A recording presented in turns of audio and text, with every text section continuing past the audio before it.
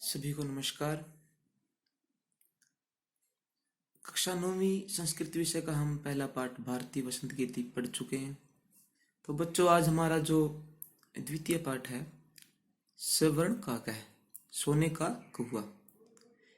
यह पाठ श्री पद्म शास्त्री द्वारा रचित विश्व कथा शतकम नामक एक कथा संग्रह है, वहां से लिया गया है।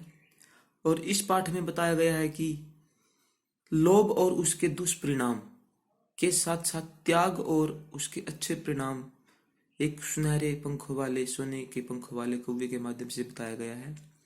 तो सभी बच्चे ध्यान से वीडियो को देखेंगे, समझेंगे और अधिक से अधिक इसको शेयर भी करेंगे और सब्सक्राइब करेंगे कि जो अगली वीडियो आएगी आपको पता लग जाएगा और सभी बच्चों को इसका लाभ होगा। तो आज हम दूसरा पाठ पढ़ते हैं। दूसरा पाठ है हमारा सवर्ण काका है, सोने का कौवा। इसमें पहला गद्यांश है हमारा यहाँ पर।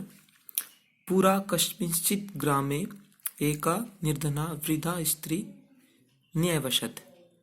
प्राचीन समय में कस्मिंश्चित किसी ग्रामे, गांव में, एकाएक निर्धना निर्धन वृद्धा बूढ़ी स्त्री महिला न्यवसत नी प्लस अवसत रहती थी। प्राचीन समय में किसी गांव में एक वृद्ध महिला, निर्धना गरीब, एक गरीब और वृद्ध महिला रहती थी। तस्याश्च एका दुहिता विनम्रा मनोहरा च आसीत्। तस्या उसकी, तस्या प्लस एका, और उसकी एक दुहिता पुत्री, विनम्र नम्रशाली बिल्कुल और मनोहर सुंदर, उसकी एक विनम्र और सुंदर बेटी आशित मैंने थी। उसकी एक विनम्र और सुंदर बेटी थी। एकदा माता स्थाल्याम तंडुलान क्षिप्य पुत्री मादिदेश सूर्यात्पे तंडुलान खगेभ्यो रक्ष। किंचित कालादनंतरम एको विचित्र काकः समुड्डीय ताम उपाजगाम। एकदा एक बार माता ने स्थाल्याम थाली में तंडुलान चावलों को निक्षिप्य रखकर पुत्री मादिदेश पुत्री को आदेश दिया। एक बार माता ने थाली में चावलों को रखकर पुत्री को आदेश दिया। सूर्यात पे तंडुलान सूर्य की धूप में तंडुलान चावलों को खगेभ्यो पक्षियों से रक्षा करो। फिर उसकी माता ने उसकी बेटी को आदेश दिया कि ये थाली में चावल रखकर धूप में सुखाने के लिए कहा और कहा कि इनकी पक्षियों से रक्षा करना, कहीं पक्षी इनको खा ना ले। किंचित कालादनंतरम, कुछ समय पश्चात, एको विचित्र काक है, एक अद्भुत काका कौवा, समुड्डी है उड़कर, ताम उसके पास, उपाजगाम आ गया, उसके पास आ गया। थोड़ी देर बाद एक विचित्र कौवा उड़कर उसके पास आ गया।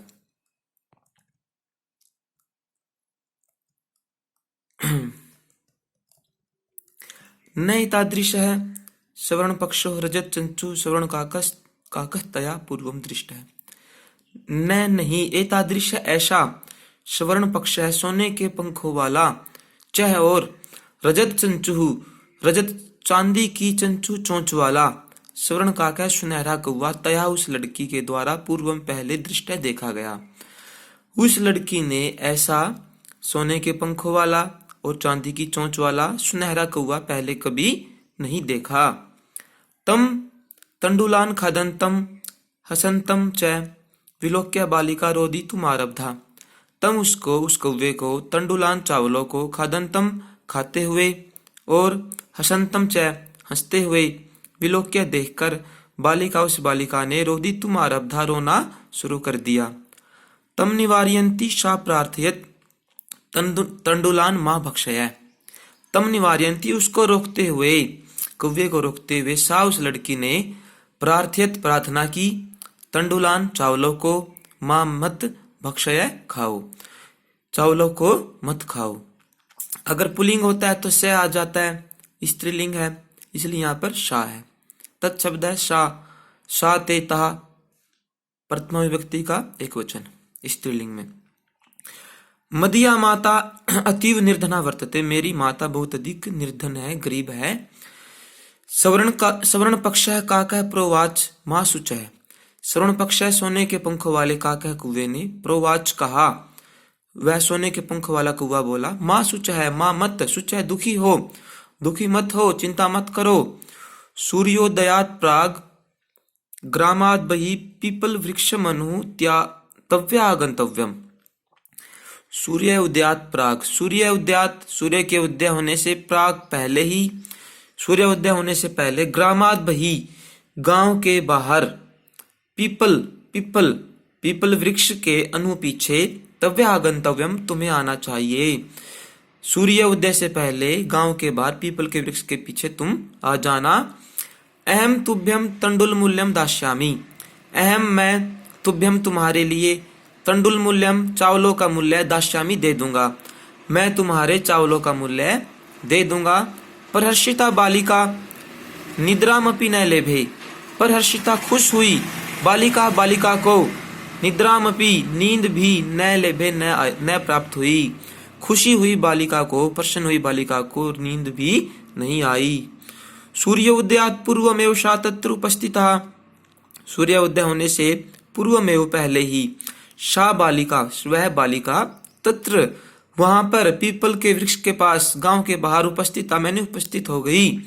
सूर्य निकलने से पहले ही वह बालिका वहां पर उपस्थित हो गई।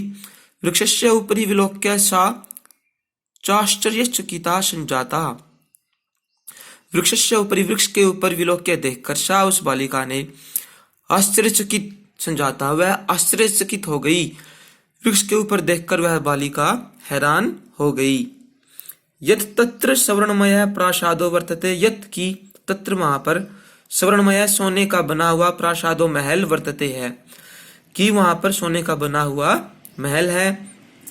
यदा काकः सहित्वा, जब कौवा, यदा काकः सहित्वा प्रबुद्धस्तदा तेन सवर्ण गवाक्षात कथितम। अहो, यदा जब कौवा सहित्वा सोकर, प्रबुद्ध जगा, तदा तब, तेन उसने, सवर्ण गवाक्षात सोने की गवाक्ष खिड़की से, जब कौवा सोकर उठा तब उसने सोने की खिड़की से, कथितम कहा, अहो अरे, अहो बाले, हे बालिका, त्वम आगता तिष्ठ अहम त्वत्कृते सोपानम अवतारयामि, त्वम आगता तुम आ गई हो, तिष्ठ ठहरो, अहम त्वत्कृते मैं तुम्हारे लिए, सोपानम अवतारयामि सीढ़ी, सोपानम सीढ़ी, अवतारयामि उतारता हूँ। तत्कथयत सवर्णमयम रजतमयम उत्ताम्रमयम, तत्कथय तो कहो, सवर्णमयम सोने से बनी हुई, रजतमयम चांदी से बनी हुई, उत अथवा ताम्रमयम तांबे से बनी हुई, तो बताओ सोने से बनी हुई, चांदी से बनी हुई या तांबे से बनी हुई कौन सी सीढ़ी उतारूं। कन्या प्रावोचत अहम निर्धन मातु दुहितास्मि ताम्र सोपाने नेव आगमिष्यामि, कन्या ने प्रावोचित कहा, मैं निर्धन माता की बेटी हूँ, मैं निर्धन माँ की पुत्री हूँ। ताम्र सोपाने नेव, तांबे की सीढ़ी से ही, आगमिष्यामि आ जाऊंगी। परम सवर्ण सोपानेन सा सवर्ण भवनम आससाद, परंतु सवर्ण सोपानेन सोने की सीढ़ी के द्वारा वह बालिका सवर्ण सोने के महल में आससाद आ पहुंची। इस प्रकार चिरकालम भवने, बहुत देर तक भवन में, चित्र विचित्र अनेक आश्चर्यजनक वस्तुओं को, संजीतानी सजी हुई वस्तुओं को दृष्टवा देखकर, सा विस्मयम गतः वह हैरान हो गई। बहुत देर तक महल में अनेक अद्भुत वस्तुओं को, सजी हुई वस्तुओं को देखकर वह आश्चर्यचकित हो गई। तो बच्चों आज यहीं तक हम ये गद्यांश इतना ही पढ़ेंगे, बाकी पाठ हम कल पूरा कराएंगे। इसका वीडियो का पार्ट 2 होगा। तो इस गद्यांश को अच्छे से समझेंगे और याद करेंगे। धन्यवाद।